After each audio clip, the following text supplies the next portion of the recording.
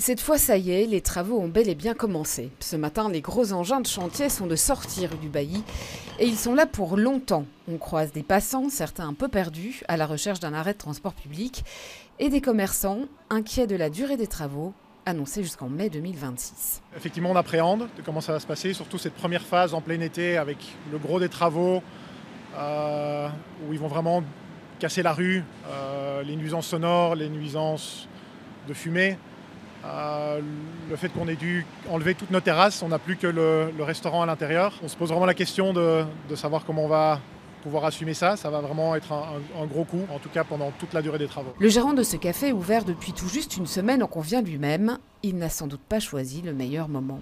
On espère que tous les travaux de nature bruyante vont être réduits en durée et que les trottoirs vont bien être ouverts pour laisser les gens passer et que l'impact sur l'activité sera, évidemment, il y en aura un, mais qui sera le plus modéré possible, c'est ce qu'on souhaite.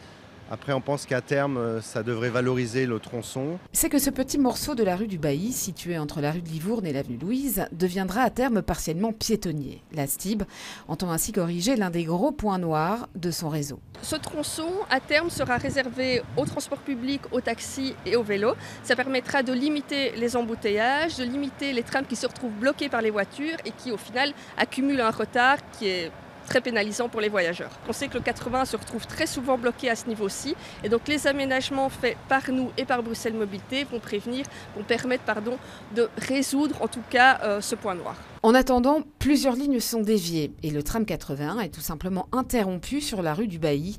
Il est remplacé par des navettes de bus pendant toute la durée du chantier, soit quasiment un an. Cela en raison de la diversité des intervenants, Vivaqua d'abord et puis la STIB et enfin la région pour le réaménagement de voiries. Les automobilistes, eux, devront trouver d'autres chemins pour connecter Louise ou Flagey avec la rue du Bailly.